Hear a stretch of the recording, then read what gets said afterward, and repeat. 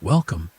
You found your way to a little corner of the world where nothing is urgent, where time loosens its grip, just enough for your shoulders to drop and your thoughts to soften. Tonight, we're not leaving the planet, we're not racing through galaxies or chasing comets. We're staying right here, on the familiar blue sphere beneath your feet. The more closely you look at Earth, the less ordinary it becomes. Our planet is a quilt of quiet miracles, forests that whisper beneath the soil, oceans that glow when the night is darkest, and tiny, almost invisible creatures that can wait out the end of the world in a speck of dust. Life here is not just alive, it is inventive, patient, and strangely comforting. And all of it is happening right now as you lie wherever you are listening. Maybe you're tucked into bed, the room lit only by the faintest glow from a hallway or a street lamp. Maybe you're on a couch, wrapped in a blanket that remembers the shape of your shoulders. Maybe you're wearing headphones on a long, sleepy journey. Wherever you are rooted to this same world, the same gravity, the same sky, the same hidden magic humming quietly in the background. Tonight's journey is gentle. No suspense, no rush, just slow, soothing discoveries meant to give your mind something soft to hold while the rest of you drifts towards sleep. If these calm explorations help you relax, you're always welcome to return. Think of this as a recurring doorway, one you can step through whenever your day has been loud for too long, whenever you want to trade notifications and headlines for whale songs and moss and moonlit waves. For now, you don't have to do anything at all. Let your body sink into whatever is supporting you. Feel the weight of your limbs. Notice how the ground, the bed, the chair, whatever is beneath you, is quietly, effortlessly holding you up. Earth is very good at that, cradling you without asking for anything in return. As you listen, you might find your thoughts wandering. That's perfectly all right. You might drift in and out, catching fragments like shells on a shoreline. You don't need to remember each fact or pay attention to every word. This isn't a test. It's a lullaby shaped out of science and wonder. If your mind wants something to gently focus on, you can picture a dim, cozy observatory somewhere on a quiet hillside. Inside, there's a wide window that looks out over forests and oceans and city lights. You're sitting in a comfortable chair by that window, wrapped in a soft blanket, watching the planet turn. As we talk about the hidden wonders of Earth, you can imagine them appearing in the distance outside that window: glowing beaches, drifting jellyfish, ancient trees that breathe in silence. The world is still moving, but you don't have to. You just get to watch. A plot mouth calm. STRNG star is Earth has been here for a very long time, billions of years, and in all that time it has never once stopped experimenting. It has tried out countless shapes for life: branches and fins, wings and roots, feathers and fronds, and soft, transparent bodies that glow with their own light. Some of these forms are grand and obvious: mountains, whales, enormous forests that can be seen from space. Others are so small you could fit thousands onto a pinhead or hide an entire universe inside a grain of soil. But whether enormous or microscopic, frantic or slow as stone, all of them are part of the same quiet story, the story of a world that keeps finding new ways to be alive. The beauty of this story is that it doesn't require your attention. It continues whether you're looking or not. Somewhere on this planet, the sun is rising over frost-covered grass. Somewhere else, it's sinking behind a line of dark trees. In deserts, tiny flowers are opening just for a few hours. In the deep sea, a creature that no human has ever named is pulsing its way through the dark, its body sprinkling light like stardust. And at the center of it all, you, not separate from nature, not an outsider peering in, but a quiet page in the same book. You breathe the air that plants have prepared for you. You drink water that once traveled through clouds and rivers and stone. The calcium in your bones was cooked in the hearts of long-gone stars. You are not just on Earth, you are of Earth. That realization can be strangely soothing. Because if you are made of the same materials as rivers and trees and clouds, then you are allowed to be like them, changing slowly, moving in cycles, resting when you need to, growing in your own time. No tree rushes to unfold its leaves. No tide apologizes for going out. You, too, are allowed to ebb and flow. Tonight, we'll explore stories that highlight just how gentle, resilient, and quietly extraordinary this planet can be. Facts that feel like bedtime tales, improbable, peaceful, and deeply real. You don't have to remember them. Let them drift past like scenes from a dream. Tca taste dumenti mar algas dark. Imagine walking along a beach deep into the night. The sky above you is a dark, bowl-shaped blanket scattered with starlights. The only sounds are the hush of the waves and the soft hiss of sand shifting beneath your feet. The air is cool and slightly salty. You can taste the ocean without seeing it. Then you step closer, and the shoreline answers. Each time a wave curls and breaks, the water flares with a dim, ghostly glow, bluish-greenish, like the color of a distant galaxy.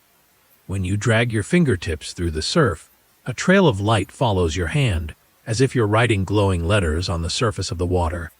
Every splash is a spark, every swirl a brief, underwater constellation. It feels like magic, but it's simply life doing one of its favorite tricks, turning chemistry into light. In certain places around the world, the ocean is home to microscopic drifters that can glow when they are disturbed.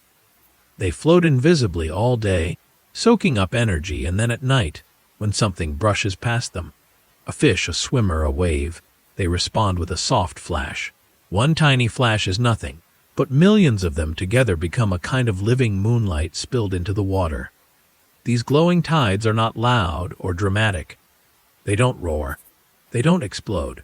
They shimmer in silence, as if the sea is breathing in color. Imagine standing at the water's edge, eyes half closed with sleep, watching the waves paint themselves with faint blue fire. Each time they fold onto the sand, they leave behind a brief halo that fades gently, as if the night is exhaling. If you'd like something to focus on as you drift, you can imagine that glowing shoreline now. Picture yourself walking slowly along it, your footsteps sending tiny galaxies swirling around your ankles. Every time you take a breath, another wave rolls in. Every time you exhale, it slides away, drawing your worries with it back into the dark. The whole beach becomes a heartbeat, soft pulse of light, soft pulse of darkness. The planet is tucking itself in. Craturas tietobi rayushidar, somewhere invisible to the naked eye. A tiny creature is curled up into a state that is neither fully alive nor truly dead.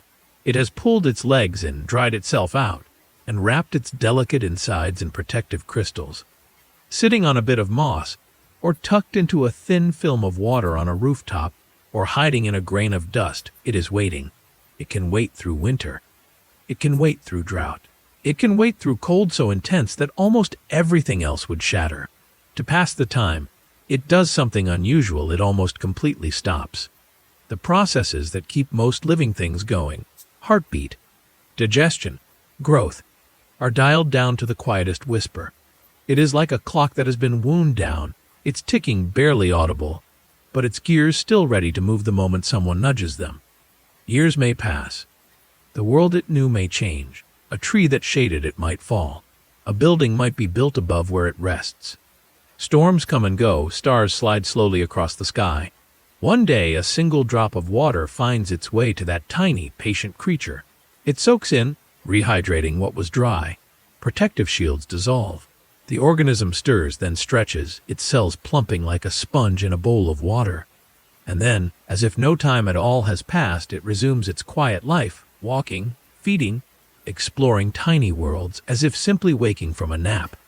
Earth is full of beings like this, masters of waiting. Seeds that lie in the dark for centuries before sprouting. Microbes that sleep deep beneath ice and only wake when the world finally warms. Creatures that withstand extremes by trusting that sooner or later, conditions will be kind again.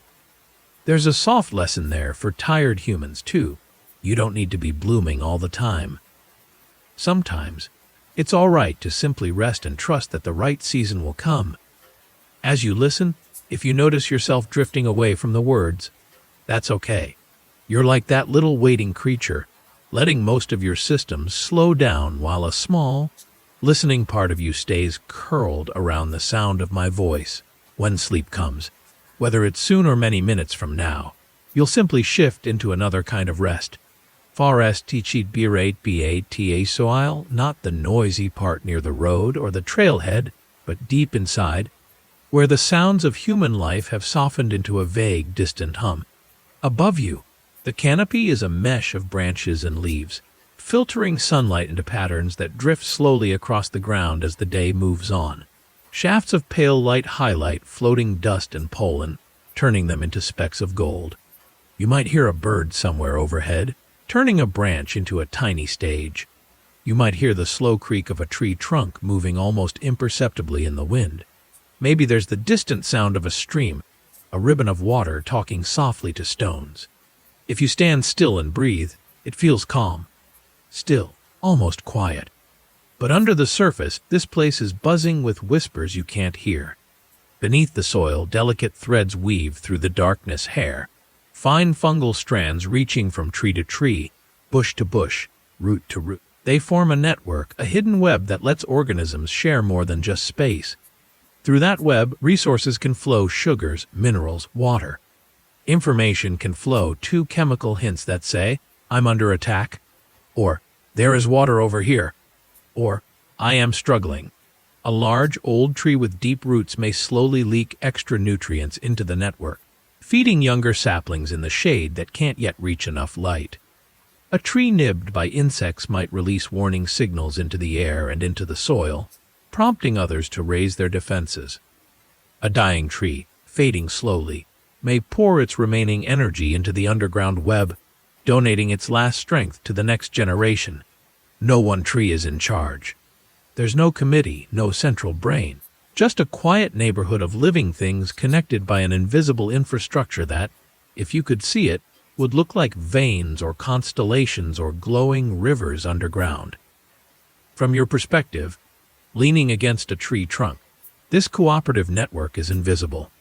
You feel bark against your shoulder, rough and slightly cool. You smell damp earth and leaf litter. You hear the occasional rustle of something small moving through vegetation. But beneath your feet, a kind of slow, botanical version of conversation is happening. It's a comforting thought: even things that look solitary may not really be alone. Not the trees, not the tiny microbes curled around their roots, not even you. You, too, are connected in ways you might not always see.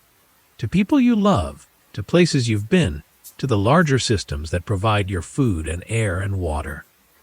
Even when you feel like a single trunk standing in a field, there are invisible threads running from you to others.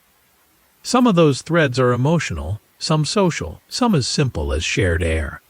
As you lie here listening, you are part of the same planet-wide community. The same gravity that holds a pine cone to the forest floor is holding you gently to your bed. The same air that moves between leaves is filling your lungs, then slipping out again, carrying your exhale into the room, mixing it with everything else. Now, shift your attention from the forest outside to your own inner landscape. From a distance, you feel like one person, a single self with one voice and one name. But if we could zoom inward, far, far inward, your body would begin to look a lot like a crowded landscape: hills and rivers of tissue, winding pathways of blood, bustling cities of cells. On your skin, tiny organisms are going about their day balancing oils, breaking down sweat, nibbling on microscopic debris. In your mouth, entire communities of bacteria and other microbes are living in a kind of busy, foamy metropolis, taking apart bits of food and helping protect their territory from more harmful invaders. Deep inside your digestive system, an enormous population of microorganisms is at work sorting through meals, helping you extract energy, crafting vitamins, chatting chemically with your immune system, and even sending gentle messages that can influence your mood, all without you having to consciously direct any of it. You are, in a very real way, less an isolated island and more a tiny world with its own weather, its own cities, its own carefully balanced rhythms. None of those microscopic residents know your name. They don't know what you look like in the mirror, or what your favorite song is, or what you're worried about right now. But they respond to your choices: what you eat, how much you rest, how often you move. You are both a person and a habitat, a single being and a community. That might sound complicated, but there's a simple comfort in it. Even when you feel lonely, your biology is bustling with company. Your heartbeat is being listened to by millions of tiny cells. Your blood is carrying stories from one part of your body to another. We need more oxygen here. We're healing this cut. We're digesting that late-night snack. Your body is not a machine that might suddenly fail you. It is a living conversation that is constantly trying to keep you balanced. Right now, as you lie here, systems you never have to think about are taking care of you. Your lungs keep drawing air in and pushing it out. Your heart keeps pumping. Your temperature is being adjusted by tiny shifts at the surface of your skin. If your eyes are closed, muscles and nerves are coordinating to keep them gently sealed. Your brain is sorting through the day, deciding what to file away and what to let go. All you have to do is rest. Elbow as we begin this long, slow journey through Earth's softest wonders. Remember that you are allowed to drift. You might fall asleep in the middle of a sentence. You might wake up later and not remember where one story ended and another began. That's perfectly all right. The planet doesn't ask you to stay awake and supervise it. The glowing ocean will keep glowing whether you're watching or not. The forests will keep breathing underground. Tiny creatures will keep waiting out storms in their patient, suspended way. Your own cells will keep doing their quiet work. You're allowed to hand things over for a while, to gravity, to your mattress, to the soft machinery of your body. Let your jaw unclench. Let your tongue rest comfortably in your mouth. Let your shoulders sink down, as if your muscles are heavy sand settling at the bottom of a clear pool. If your mind wants a final image to hold before it starts to wander, picture the whole Earth as seen from space around, blue marble veiled with thin white clouds. On the night side, ribbons of light from cities glow faintly.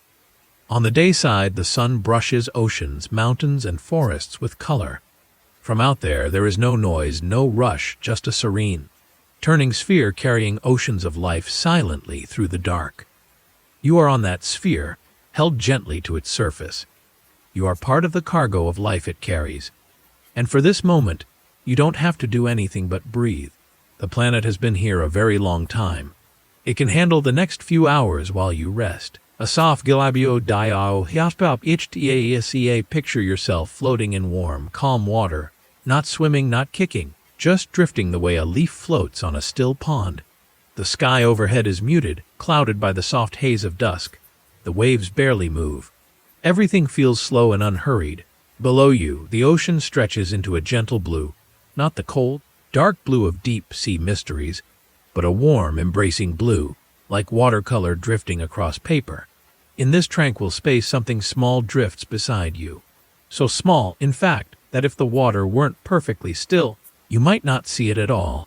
It looks like a tiny, translucent bell, a droplet with delicate threads trailing downward. It moves with the water, not fighting the tide, not pushing or swimming. It simply exists, a soft echo of life riding the quiet rhythm of the sea. This tiny being is the star of tonight's story, a creature that refuses to age in the way everything else does. A being that gently, gracefully bends time. Its name is Turritopsis dohrnii, but the world calls it something far simpler, far dreamier, the immortal jellyfish. Alifat tsnut folothusulp. To understand just how strange this creature is, we need to look at life the way nature usually writes it. For almost every living thing, humans, birds, trees, insects, life follows a predictable arc: birth, growth, maturity, aging, and ending. Plants might renew themselves. Animals might regenerate lost limbs. Cells might replace themselves over and over. But eventually this cycle winds down. Even stars follow a similar path. But not this jellyfish. The immortal jellyfish treats time not as a straight line, but as a soft ribbon it can roll back whenever it needs. When it is threatened, injured, starving, or simply stressed. When any other creature might falter. This little drifting bell does something extraordinary. It reverses itself. Imagine a butterfly, fragile wings glittering in the sun, suddenly folding inward and shrinking back into a chrysalis, not as an ending, but as a return to an earlier chapter. Imagine a tree dropping all its leaves and quietly becoming a seed again. Imagine a person stepping backward into childhood, not figuratively, not emotionally, but literally. Bones softening, memories rewinding, form reshaping. The immortal jellyfish does exactly that. Akuieta sasipatasya. Here is how it happens. The jellyfish drifts through the sea as a tiny adult, living its delicate, translucent life. Then something goes wrong, a wound, a lack of food, a sudden shift in temperature. Instead of dying, instead of collapsing into the quiet stillness of the ocean floor, it begins a transformation. Its cells soften. Its tissues rearrange. The elegant umbrella shape begins to fold inward. The tentacles shorten, curl, dissolve into simpler forms. Cell by cell, moment by moment, the jellyfish slips back through its own timeline, until it becomes something like a tiny sea flower anchored to a rock, its polyp form. This is its childhood. From this youthful state, it can begin the journey of growth all over again. And there is no known limit to how many times it can do this. If left undisturbed, if not eaten by a fish or swept into a storm, the jellyfish could keep repeating its life cycle indefinitely, not by simply living a long time, but by starting again whenever it needs to. It is not immortality in the mystical sense, but immortality in the biological sense, not refusing to age, but refusing to stay aged. Time knocks. The jellyfish simply slips out the back door and returns to the beginning. TMSSIRCLE. Now to align, most of us think of life like a path we walk. We begin somewhere small. We grow. We learn, we stretch, we change, and eventually we reach a point from which we do not return. The immortal jellyfish reminds us that not all stories are linear. Some are circular, some spiral outward, some loop unexpectedly back to familiar places. And there is enormous comfort in that idea, because life rarely moves forward in a perfect, steady line. Sometimes we need to return to old lessons. Sometimes healing looks like going backwards. Sometimes progress looks like rest. Sometimes the world asks us to begin again, not because we failed, but because we are meant to grow differently the second or third or 10th time. This creature, drifting silently in waves, embodies one of nature's softest truths. There is no shame in starting over. There is no rush to reach the end. Life is patient. Time is gentler than we think. You too are allowed to restart. You are allowed to pause. You are allowed to return to simplicity when the world becomes too heavy.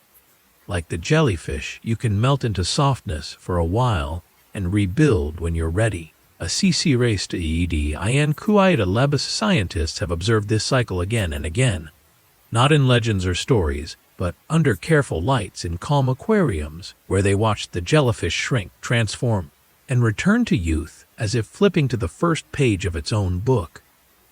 Researchers still don't fully understand how it manages this, because to reverse your life, your cells must remember how to be something they once were.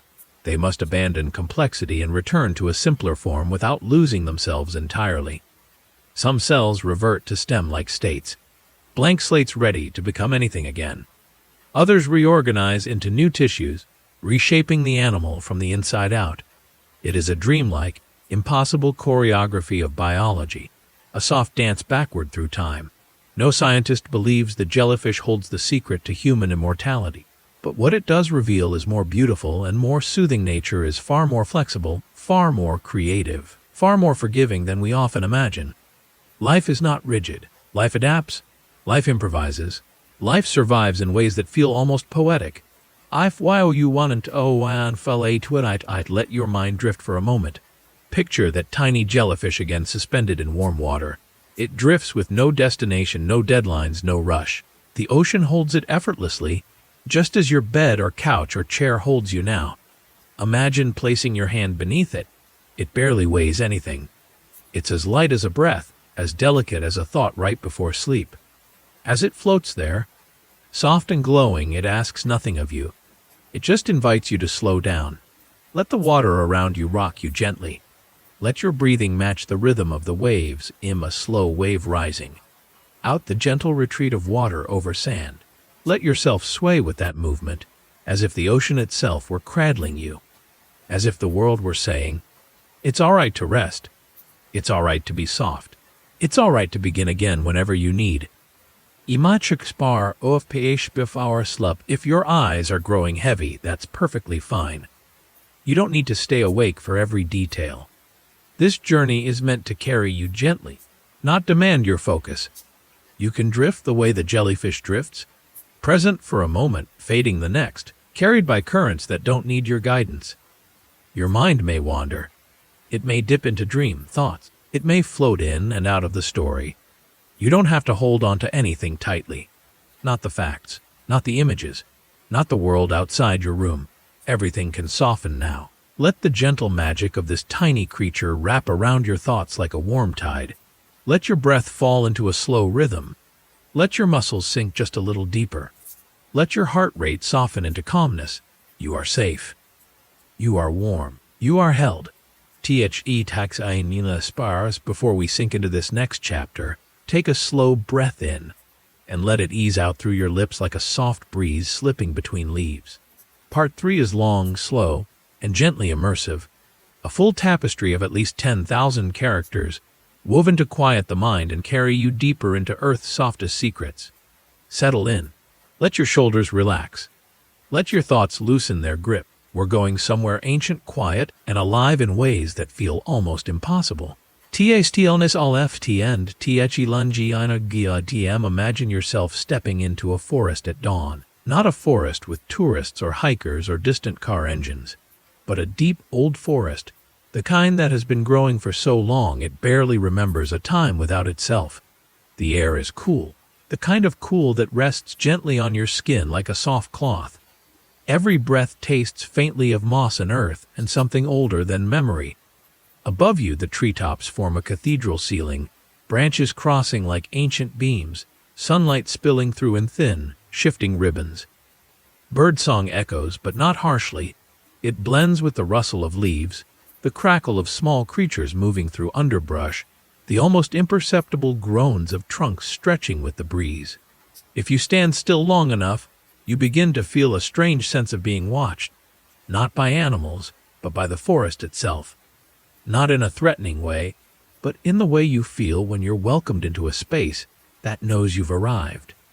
And yet, for all its towering presence, the true conversation of the forest isn't happening in the branches. It's happening beneath your feet. THUNDRO, just below the surface, an inch, maybe two. There is a world more complex than any human metropolis. Stretching through the soil are threads so fine, so delicate, that if you held one between your fingers it might crumble like a snowflake. These threads belong to fungi. Not the mushrooms you see above ground, but something far stranger, far more essential: mycelium. Mycelium is a living tapestry, a network of microscopic filaments that weave between grains of soil, wrap around roots, and eventually connect plants to one another in a vast, decentralized web. Some scientists call it the Wood Wide Web, a nickname that almost sounds whimsical, until you realize how astonishingly accurate it is. These fungal threads serve as the forest's communication system, its bloodstream, its neural network, its invisible infrastructure. Through this hidden web, trees send nutrients to one another. Seedlings receive sugar gifts from older giants. Warnings about insects or disease travel from root to root. Entire communities of plants coordinate growth and behavior. This is not metaphor. It is a literal exchange of chemical messages, a biological language written in molecules. The forest, the entire forest, is not a collection of individuals. It is a single, breathing organism that just happens to be spread across thousands of trunks. In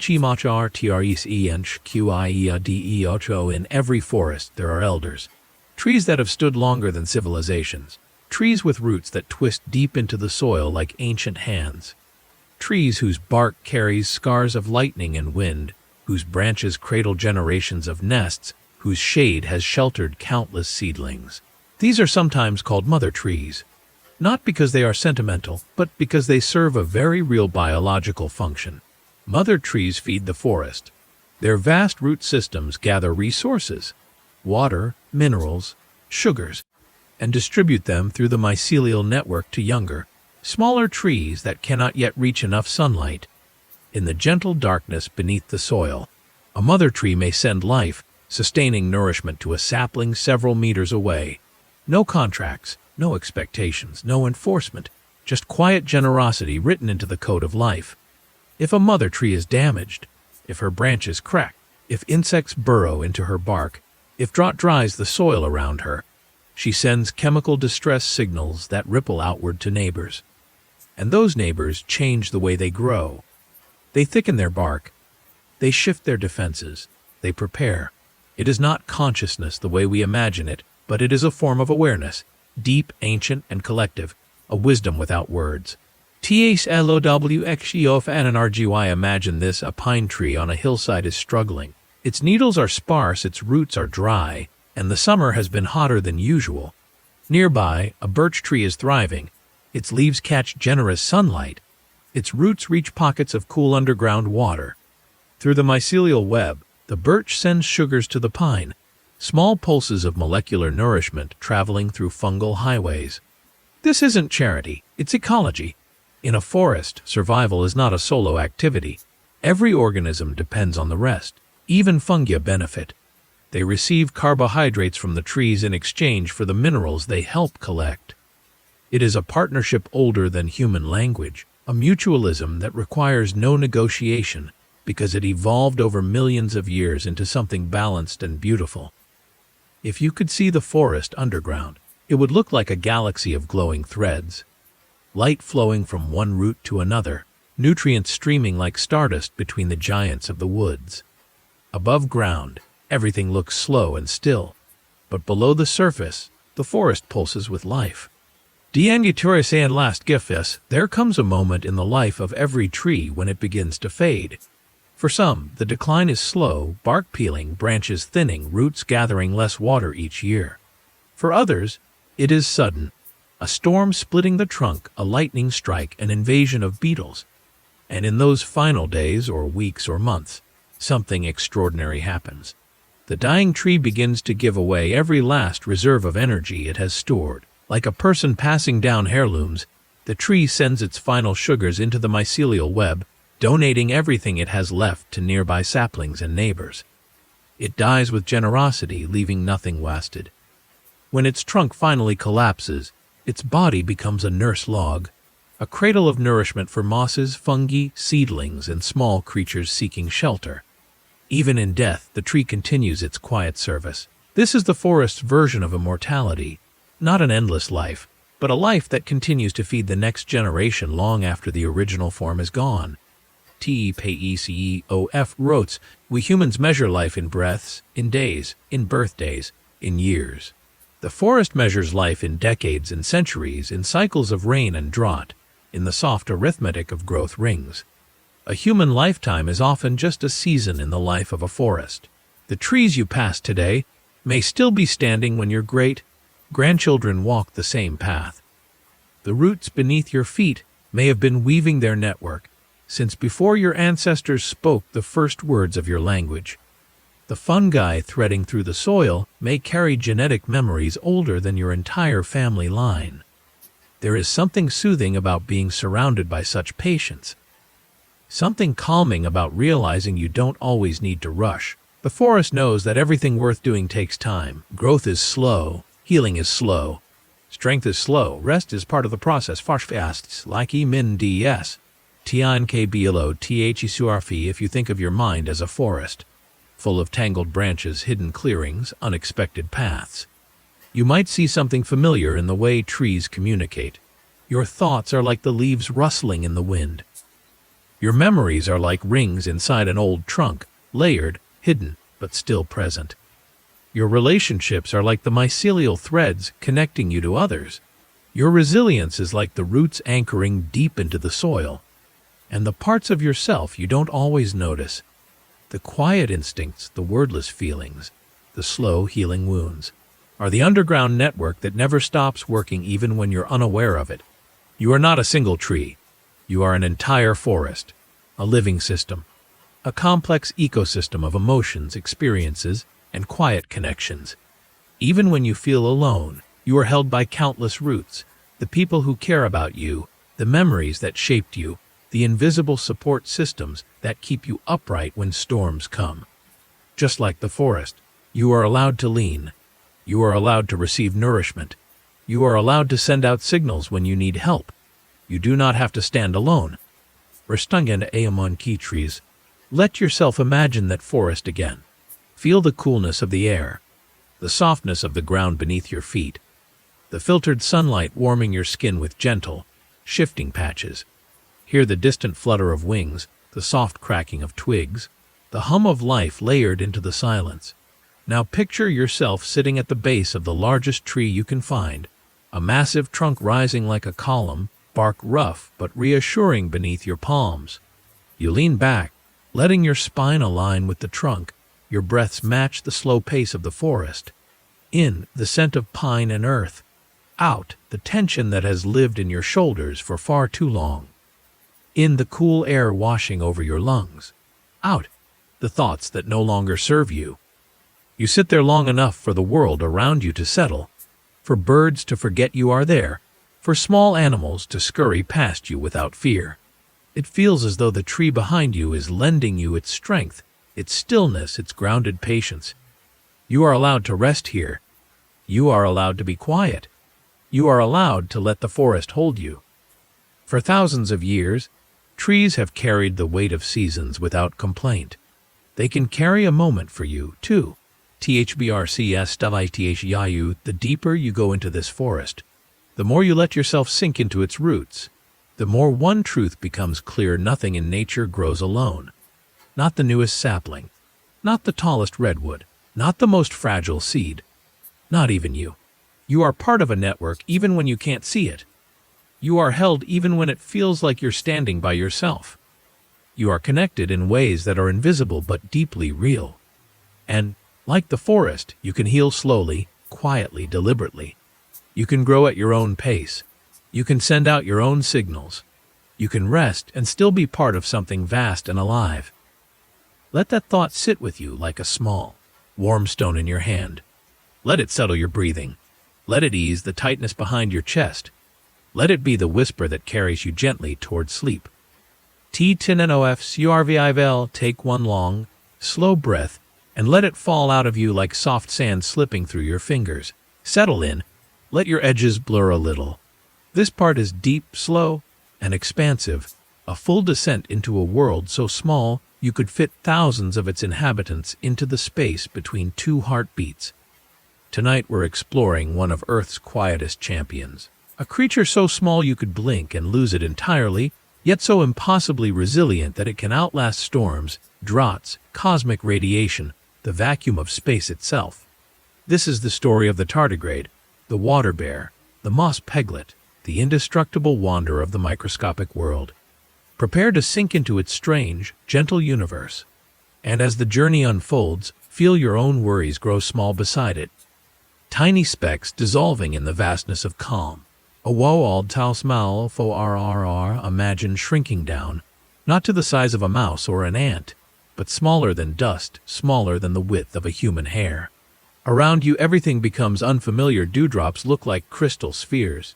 Grains of soil become mountains with jagged cliffs. A patch of moss becomes an emerald forest, each leaf a towering tree, each droplet a shimmering lake.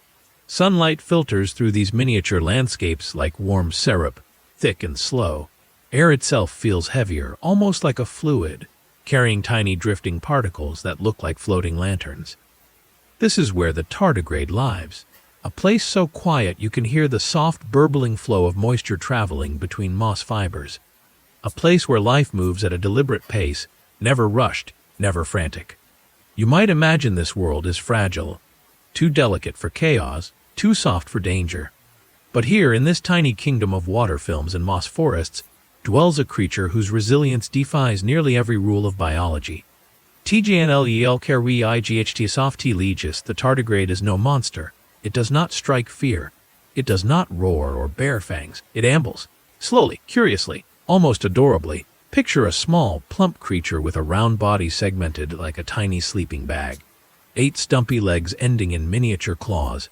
Claws so small they look like little stars when caught by light. Its movement is unhurried, like a toddler wobbling through a garden. It doesn't leap or crawl quickly. It simply toddles along with calm persistence. Tardigrades drink droplets, nibble on algae, wander aimlessly through their microscopic forests with no ambition except to exist. And yet, despite their gentleness, they are nearly impossible to destroy. Fire cannot kill them easily. Ice barely slows them. Radiation passes through them as if their bodies are made of memory. They survive the things that extinguish almost everything else.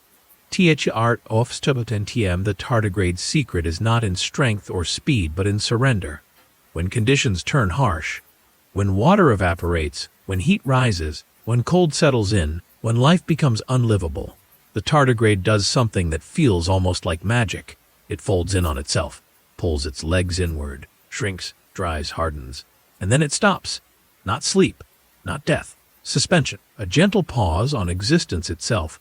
This state has a name: cryptobiosis, a form of metabolic silence so complete that no heartbeat, no breath, no movement can be detected. The tardigrade becomes a tiny, curled-up grain that can be carried by wind, settle into ice, float in space, or lie dormant for decades waiting for more peaceful conditions. Time gently passes around the ton like water flowing around a stone. Seasons change. Civilizations rise. Weather shifts, stars move in the sky. But the tardigrade waits untroubled, unhurried, unbroken. And then, one day, a drop of moisture touches its shell. The ton softens, the creature unfurls. Its legs stretch like a waking cat. Its body plumps, life returns. The tardigrade walks on as if nothing happened. Sarvivingi spi icy and fire. What the tardigrade can endure borders on impossible. Frozen nearly to absolute zero, it waits. Boiled in water hotter than most life can bear, it waits. Blasted with radiation many times stronger than what humans can survive, it waits. Dehydrated until its body becomes almost glass-like, it waits. In one famous experiment, scientists launched tardigrades into orbit and exposed them to open space. The vacuum, the radiation, the brutal, silent cold. And they lived. They didn't just survive, some revived, mated, and laid eggs when they returned to Earth. Life, in its softest form, mocking the harshest environments. The tardigrade is not invincible. It can be crushed, eaten, destroyed by enough force, but it is astonishingly prepared for almost anything the universe can throw at it. It's tempting to think of resilience as something rough or rigid, like stone or armor or steel, but tardigrades teach a different lesson. Real resilience is gentle. Real survival is flexible. Real strength includes the ability to rest completely. They don't fight drought. They fold themselves away. They don't resist cold. They wait for warmth. They don't battle impossible conditions. They become still enough to outlast them. This is an important truth. Sometimes the strongest thing you can do is pause. No forward motion, no struggle, no frantic striving. Just a quiet, deliberate rest until your world becomes kinder again. The tardigrade does not fear stillness. Stillness is its strategy, and there is wisdom in that. TPNTE off ACU to rights Oyet Moralds. Imagine having a lifespan not measured only in years, but also in the centuries you can spend dormant. Imagine being able to wait out winters, droughts, storms, unexpected catastrophes, not with tension but with peace. You are frozen, and yet you are not afraid. You are dried, and yet you are not gone. You are pressed by hardship, and yet you are not defeated. This is the tardigrade's paradox. It is tiny to the point of near invisibility, yet its patience spans geological time. It lives on moss that might dry one day and rain the next. It lives in soil that freezes each winter and thaws each spring. It endures environments where survival seems not only unlikely but almost absurd. And yet there it is, ambling along on its tiny legs long after other organisms have vanished. A Sirituar Karai Byt wind. When a tardigrade dries into its ton form, it becomes so light that even the faintest motion can lift it. Footsteps of a passing animal can stir it into the air. A breeze can push it to a neighboring patch of moss. A gust of wind can send it sailing for miles, floating like a tiny seed of life. Some tons are carried onto rooftops. Some end up in gutters. Some drift to mountaintops. Some fall into oceans, settle into the deep, and awaken years later when the conditions are right. Life redistributing itself in grains so small they seem like dust. The world is full of these hidden travelers, quiet, floating breadcrumbs of resilience scattered on the paths of the wind. There is something poetic about the way tardigrades revive. It does not happen all at once. It is not dramatic. It begins with moisture touching the ton, seeping slowly into its tissues, loosening the biological glass it has become. Then the ton swells, becoming plump, almost translucent. A few minutes later, the legs twitch, barely visible, like the tiny kick of a sleeping kitten. Then the front legs extend. The mouth begins to open and close, the body ripples. And finally, as gently as a child waking from a long nap, the tardigrade stands, stretches its legs, and begins walking again. Resumed life, no drama, no announcement, just quiet continuation. This, too, holds a message: your life can resume gently. Healing can be gradual. Revival does not need to be loud. You can return to yourself slowly, softly, in your own time. Scientists have spent decades trying to understand how such a tiny creature can shrug off conditions that shatter complex life. The secret lies partly in its DNA, or more precisely, the way it protects that DNA. Tardigrades create special proteins that act like microscopic shields, wrapping around sensitive structures like bubble wrap made of light. When they dry out, their bodies produce a kind of sugar that turns their insides into a glassy matrix, preventing their cells from collapsing. Their membranes become flexible, their organelles stabilize, their proteins fold into forms that resist breaking.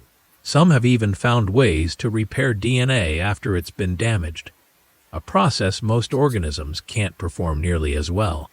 It's as if the tardigrade's entire design is built around the idea that life is worth preserving, even in the harshest circumstances, even when all seems lost, even when the world grows cold, dry, silent, or strange. A Parabof Indirance, a new ID10 aeroscopy farm. If you were to shrink down and watch a tardigrade wander through its mossy realm, you might be struck by how peaceful it seems. It has no idea that it is one of Earth's great survivors. It does not know that it has endured the vacuum of space and cosmic radiation and freezing depths and burning heat.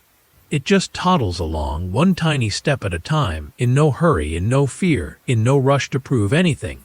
Its strength is not in knowing. Its strength is in simply being. It does not panic when life changes suddenly. It does not despair when everything dries up. It does not fight reality.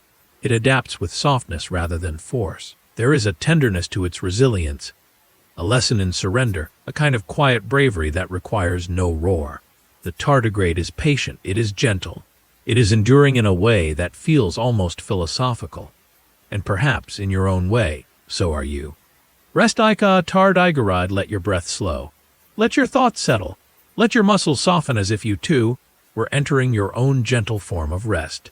Not the absence of life, not the absence of feeling, just a pause, a moment to stop striving, a moment to be weightless, a moment to allow the world to turn without your intervention. Picture yourself floating through a world of dew and muss, calm and unhurried. Picture your worries shrinking to the size of grains of dust. Picture your mind entering a quiet, suspended stillness where nothing is urgent and everything can wait until you're ready. You are safe.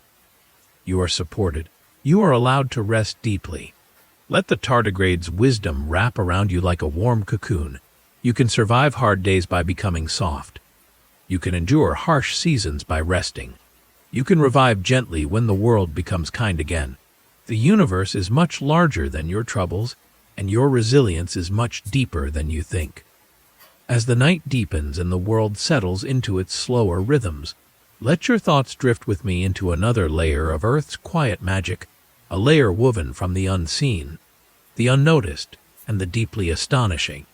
This part of our journey isn't about the flashy wonders or the loud marvels of nature. It's about what hums beneath the surface, in places most eyes never wander. It's about the stories that unfold in shadows, soil, currents, and silence. Stories that remind us that even the smallest corners of Earth hold miracles that hum softly just out of sight. Tonight, for this chapter of our slow drifting journey, we'll begin in a place where stillness is a language and patience is a craft, the ocean at night. Not the glowing shores you might have imagined earlier, but the deeper, quieter stretches where entire worlds come alive only when sunlight fades. Every evening, as dusk sweeps across the planet, billions of tiny creatures rise from the abyss in the largest synchronized migration on Earth. This nightly ascent, known as the diel vertical migration, is a silent wave of life. Zooplankton, jellyfish, tiny crustaceans, and fragile larvae drifting upward from the dark depths to feed near the surface. Then, before dawn breaks, they slip back down into the darkness, vanishing like a tide made not of water but of wings, fins, and flickering bodies. This movement happens everywhere, from the warm equatorial seas to the icy edges of Antarctica. And though the participants are small, the scale is breathtaking. If you could watch it all at once, you'd see entire layers of the ocean rising and falling like a living blanket, pulsing with purpose. Imagine billions of hearts beating silently in unison, rising to feast under the cover of darkness, then descending before the sun paints the waves. Yet we hardly notice it. Boats float across the surface unaware. The world goes on while another one churns below. It's a gentle reminder that Earth's most extraordinary events do not always declare themselves. Some simply breathe. And speaking of breathing, let's drift beneath the waves into one of the most remarkable stories of patience and endurance in the natural world, the tale of sea turtles navigating the vastness of the ocean.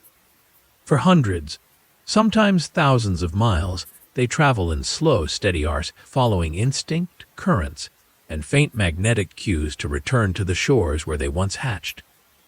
Imagine remembering a place you've never truly seen, guided not by maps or memory but by something deeper, something carved into your cells by ancestors you never met. When a sea turtle emerges onto the sand to nest, the world seems to pause with her. She moves with almost dreamlike slowness, pausing between each step as if listening for a signal only she can hear. When the tide hushes and the stars glow faintly above, she digs her nest, lays her eggs, and returns to the sea, leaving behind only a trail of gentle impressions on the sand. Weeks later, when the hatchlings rise en masse and scramble toward the moonlit water, you witness one of Earth's quiet masterpieces, small lives following a timeless script written long before humanity learned to speak. There's a tenderness there, in that instinctive movement toward the waves, a reminder that even in the smallest creatures there is memory, purpose, and perseverance. Now, let's shift our gaze from the ocean to something far more familiar yet no less miraculous: the soil beneath your feet. It may seem ordinary, but soil is one of Earth's most complex ecosystems, richer in many ways than coral reefs or rainforests. A single handful can contain billions of organisms, each playing a role in the delicate choreography of decomposition, renewal, and growth. Here, bacteria break down fallen leaves into nutrients that roots can drink. Fungi stretch through the dirt like underground threads connecting trees, passing messages, trading minerals. Earthworms churn and sculpt the soil into something fertile and alive. Microscopic predators hunt microscopic prey in vast slow-motion chases that unfold grain by grain. To walk across a patch of grass or forest floor is to step over an entire universe, one that hums gently with life too small to see. And yet, despite its importance, soil rarely earns admiration. We brush it from our shoes, shake it off our hands, wash it down the drain. But without it, there would be no trees, no crops, no forests, and almost no land animals at all. Soil is one of Earth's quietest miracles, humble, unassuming, and essential. As you breathe softly now, settling deeper into relaxation, imagine those hidden networks humming just beneath the ground, carrying secrets and life forward one grain at a time. Earth is full of worlds layered on worlds, each whispering its own quiet truths. Let's continue drifting gently through Earth's hidden wonders, moving now from the living soil into a place even more delicate, more ephemeral, and more astonishing: the world of mosses. They are the quiet custodians of damp forests, abandoned stones, and misty groves. So small they seldom earn a second glance, yet so ancient they once ruled the land long before trees took root. Mosses don't grow tall. They don't form grand forests or towering canopies. Instead, they form micro-forests, lush green carpets only a few centimeters high but packed with life. A single square inch can support dozens of tiny invertebrates. Springtails leaping like acrobats, mites crawling like miniature architects, and tardigrades waddling through the miniature jungle like slow, wrinkled explorers on a mossy safari. If you could shrink yourself down and walk through a moss forest at its own scale, you'd wander through towering spires, dewdrop lakes, and leaf canopies that arch over your head like emerald umbrellas. Raindrops would fall like shimmering boulders. The air would taste of water and quietness. Every surface would glisten with the softness of a world that has perfected the art of being small. What makes moss remarkable isn't just its resilience, but its humility. It thrives where little else can, on cliffs, in frozen tundra, on fallen logs, even on the sides of city sidewalks. Moss survives drought by drying completely, allowing its cells to pause time until water returns. Then, with the first drop of rain, it unfurls, rehydrating and resuming the gentle greening of its tiny world. Moss teaches us that life can flourish without demanding height or dominance. Sometimes thriving means simply enduring, quietly, persistently, beautifully. From these small kingdoms of green, let's lift our gaze to something that feels much larger yet is equally overlooked: the clouds above us. When we think of clouds, we imagine soft shapes drifting lazily across the sky. But in truth, each cloud is a constantly shifting city of water droplets and ice crystals, an atmospheric ecosystem that forms, dissolves, and reforms in endless cycles. A typical cumulus cloud weighs hundreds of thousands of pounds, a floating mountain of water held aloft by the invisible hands of rising warm air. Some clouds form delicate wisps. Others tower into anvil shapes the height of mountain ranges. Some glow pink at sunrise, some gold at sunset, and others darken with the promise of rain. Clouds may look peaceful, but they are always evolving, always negotiating the balance between evaporation and condensation. They are sculptures carved by temperature, humidity, and wind. Brief masterpieces that vanish as quickly as they form. If you've ever watched clouds drift on a quiet day, you've seen nature's version of slow breathing. The sky inhales and exhales, and with each subtle shift, clouds bloom or fade. They are weather in motion and poetry in vapor. They remind us that even the sky is alive with movement, even when the world below feels still. Now let's follow those clouds down into one of the most serene and mysterious landscapes on Earth: the wetlands. Marshes, swamps, and bogs may not attract the same admiration as forests or mountains, but they are among the most productive and vital ecosystems on the planet. In wetlands, water seeps gently through reeds and grasses. The air is heavy with moisture and the soft chorus of frogs, insects, and birds that depend on the shallow pools for shelter. Wetlands act as nature's kidneys, filtering impurities from water.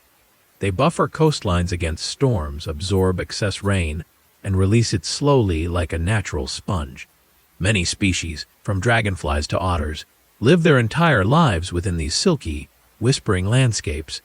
And beneath the water's surface, an intricate dance unfolds between microorganisms breaking down organic matter and plants patiently drawing nutrients upward into their stems. In the slow swirl of wetland water, life moves at a dreamlike pace. Tadpoles glide in lazy arcs. Herons hunt with statuesque patience. Algae drift like underwater galaxies. It's a world where time stretches and stillness becomes a form of motion. Now, let's rise from the gentle quiet of wetlands to visit a phenomenon that feels almost supernatural in its beauty: the frost flowers of the polar regions. On the coldest days of Arctic winter, when the sea ice cracks open and new ice begins to form, delicate crystalline structures emerge, thin, curling petals of frost rising from the ice surface like frozen blooms. These frost flowers are laced with salts and bacteria carried from the ocean below, creating tiny ecosystems on the ice itself. Each one is a fragile sculpture of water molecules forming intricate, lacy patterns that last only until the next gust of wind. Imagine walking through a field of frost flowers at dawn, their edges glowing pink as the first sunlight reaches them. You'd hear the hush of ice shifting beneath you and feel the cold seep into your bones. But you'd also stand in a place where the world breathes beauty into existence, even in temperatures that would freeze skin within minutes. And now, we shift our attention yet again to something far less visible, yet profoundly influential: the slow drift of continents across Earth's surface. The ground you stand on is not still. It's part of a massive tectonic puzzle, with plates sliding, colliding, and pulling apart over millions of years. Mountains rise when continents crash together. Oceans open when they drift apart. Entire ecosystems move, evolve, or vanish as these titanic plates rearrange themselves in slow motion. It's humbling to realize that landscapes we admire are temporary. The Himalayas were once the floor of an ancient sea. Florida was once underwater. Antarctica was once a lush, forested continent teeming with life. Everything changes, but so slowly, so gracefully, that we rarely notice except when we read the stone. In this long patience of Earth, we find a lesson. Even the most solid things shift. Even mountains move. The ground may feel unmoving, but it too is part of the planet's ancient, ongoing breath. As we continue this gentle descent through Earth's quieter wonders, let your mind drift now toward one of the most enchanting phenomena of the cold, the slow, swirling dance of snowflakes. Each one is a tiny masterpiece, crafted from nothing more than water vapor and freezing air. Yet every snowflake carries its own intricate geometry, shaped by the smallest changes in temperature, humidity, and wind. No two are identical, not because nature demands uniqueness, but because each flake's journey through the sky is different. It grows, melts, refreezes, and crystallizes according to the specific path it takes, following atmospheric currents like a wandering traveler drifting through invisible landscapes. Hold a snowflake in your imagination. Picture it landing softly on the tip of your glove or sleeve. For a moment, you can see its branching arms, its crystalline heart, its delicate symmetry, and then, with the slightest warmth of your breath or your skin, it melts, gone in seconds. But the memory lingers, as all fleeting beauty does. Snow teaches us that some things are precious precisely because they last only for a moment. From the ephemeral dance of snowflakes, let's move to a world that exists far beneath them. Into caverns where time carves its own slow wonders, the realm of stalactites and stalagmites. In the dripping stillness of caves, water infused with minerals falls from the ceiling, leaving behind a tiny layer of calcite with each drop. Over hundreds, thousands, even millions of years, these layers build into long, tapering pillars. Stalactites hang from the ceiling like stone icicles. Stalagmites rise from the floor like mineral towers reaching upward. Some eventually meet in the middle, forming elegant columns that stand like ancient guardians in the dark. And though they seem motionless, they are alive with time, growing grain by grain as water continues its slow, patient work. To walk through such a cave is to move through geological memory, to witness sculptures shaped not by hands but by the earth's steady persistence. Now, let's journey from underground stone spires to something far more delicate, the shimmering architecture of spiderwebs. When dawn light catches a web strung between two branches, it glows with a kind of silent brilliance. Each thread is placed with intention. Each intersection is an act of precision.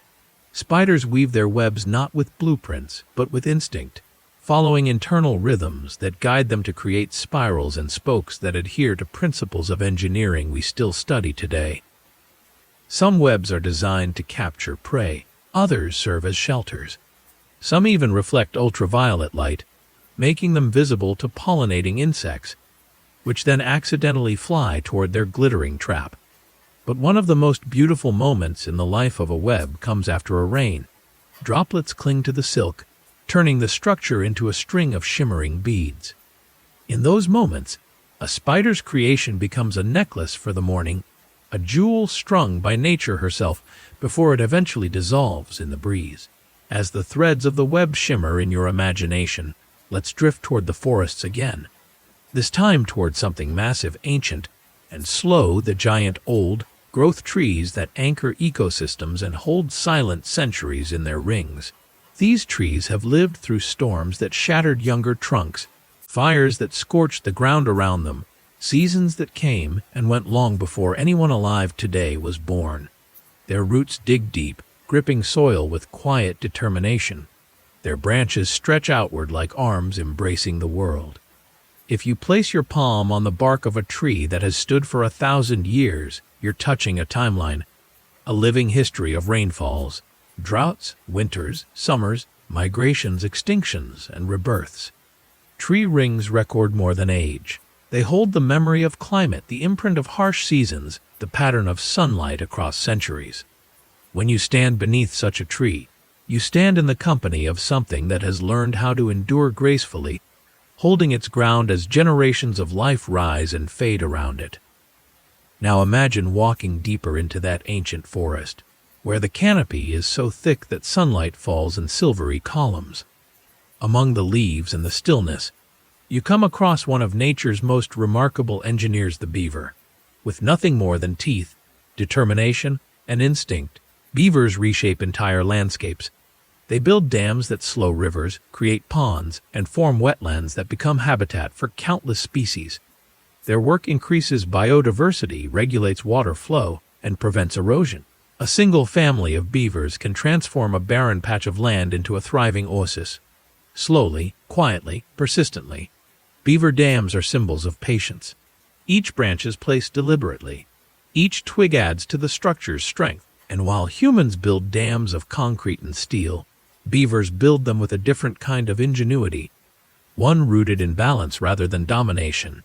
Let's drift now from forests and rivers toward a phenomenon found in dry, open grasslands, the murmuration of starlings. Picture thousands of birds moving together in a swirling, shifting cloud, rising, falling, folding, and expanding like a single living organism. Scientists have studied murmuration patterns and found that each bird responds to the movement of only 6 or 7 of its closest neighbors. Yet somehow, through these small interactions, the entire flock moves as one, creating ripples and waves of motion that defy prediction. Watching a murmuration feels like watching the sky breathe. It's a reminder that great beauty can emerge from cooperation, from the small choices of many rather than the command of a few. A murmuration is life expressing itself through motion. Elegant, unified, and astonishingly fluid. And now, as we ease gently toward the close of Part 5, let's pause in one of the most serene environments of all, the desert at night. When the sun dips below the horizon, the air cools rapidly, carrying whispers of wind over dunes that seem to stretch into infinity. Stars blaze in clarity, the Milky Way bright enough to cast faint shadows. In this quiet, Earth's pulse slows. The creatures that emerge, foxes, owls, beetles, snakes, move with the careful grace of beings built for solitude. The desert is a place where survival is an art, where life conserves energy, water, and movement with reverent precision. And in that restraint, a different kind of beauty unfolds, minimalist, vast, and humbling. Earth holds so many chapters like these, small wonders, grand patterns, fleeting miracles, each reminding us that the planet is not a static object, but a living, breathing story. If you're listening to this now, there's nothing left you need to do. Nothing you need to fix. Nothing you need to chase. This moment is yours, soft, slow, and peaceful, like a long exhale you've been holding for far too long. Let your shoulders drop a little. Let the space around you feel lighter. Let the day settle behind you like a book gently closing. You've wandered with me through oceans, forests, mountains, and ancient quiet places. You've drifted through the whispers of the earth, the gentle miracles it holds, and the deep calm woven throughout every corner of this planet. And now you're allowed to rest. Tonight the world asks nothing of you. Not a word, not a thought, not an effort. Just stillness, just peace, just breath. Imagine yourself lying somewhere safe, somewhere soft and warm. A place where the air is gentle, the colors are muted, and the only sound is the slow rhythm of your own breathing, rising and falling like waves against a quiet shore. With each breath, feel yourself sinking deeper into the comfort beneath you, as if the earth is quietly holding you in its arms. There's a softness here, a warmth, a calm that stretches out like a long horizon at dusk. The world may feel big when you're awake, full of noise and motion, but here, in this quiet space, the world grows small. The edges soften, everything loosens. You begin to feel what the trees must feel when they sway gently at night, or what the ocean must feel when it rests between tides, or what a cloud must feel when it drifts with no destination, moving only because the wind asks it to. Let your breath become that cloud, slow, soft drifting, in and out, in and out. No rush, no effort, just a gentle rhythm carrying you deeper and deeper into rest. As you listen, imagine a warm evening breeze moving slowly across a meadow. Tall grass bending, sighing, rustling in a language older than words. The stars stretch across the sky like tiny lanterns, glowing faintly, quietly, patiently. And in this peaceful place, you are weightless. You are held, you are safe. There is no past here, no future. Only the soft hum of the present moment and the gentle invitation to let go. Let go of the day. Let go of the noise. Let go of what didn't get finished. Let go of what might happen tomorrow. Right now, nothing matters except this feeling. This slow sinking, this warm drifting. This calm embrace wrapping around your mind like a blanket of night. Imagine now that you're lying beside a very slow river. The water is dark and glassy, moving so gently it barely makes a sound. Moonlight rests on its surface like silver paint. A soft fog hugs the edges, curling around stones and roots and drifting leaves. You can feel the river inside your breath, steady, calm, unhurried. Every inhale draws the cool night in. Every exhale sends a little warmth out, as if you and the river are breathing together. The stars above shimmer with a lazy brightness, as if they too are winding down, preparing for their own quiet dreams. Everything here supports you. Everything here welcomes your rest. The trees stand like silent guardians, their branches stretching overhead like a shelter of shadow and moonlight. Their leaves whisper with each gentle breeze, soft and rhythmic, like nature's own lullaby. Feel yourself melting into this scene, as if your body is dissolving into the same softness that moves through the grass and across the river surface. There is nowhere you need to go, nowhere you need to walk, nowhere you need to run. You are already exactly where you're meant to be. Let your breath settle into a slower rhythm now. Feel your eyelids growing heavier with every word, your body softer, looser, warmer. Thoughts drifting like feathers, light and slow, too soft to hold on to.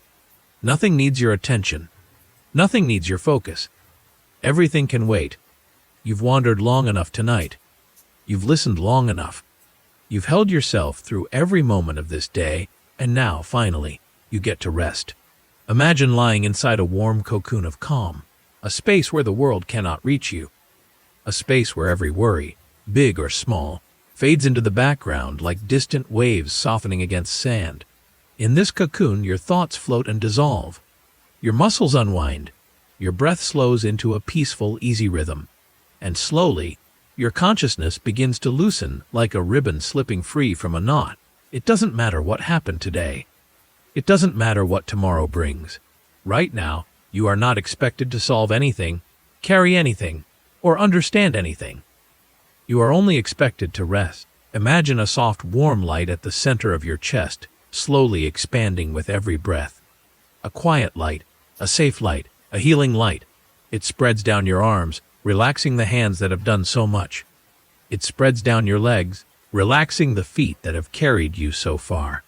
It wraps around your back, your stomach, your shoulders, your face, loosening them all, smoothing them all, softening the day's tension, until what remains is nothing but calm. Let the light settle you. Let it soothe you. Let it carry you gently toward sleep. Imagine drifting now, not walking, not moving, but floating, as if you've become a leaf on warm, still water. The surface holds you effortlessly. The night surrounds you like a velvet curtain. You sway slowly, rhythmically, peacefully on the edge of dreams. Your thoughts grow dimmer, your worries quieter, your breath slower. And somewhere in the distance, a soft voice, maybe mine, maybe your own, whispers, "You've done enough for today. You are enough. You are safe. You can sleep now." Let those words sink into you like gentle rain.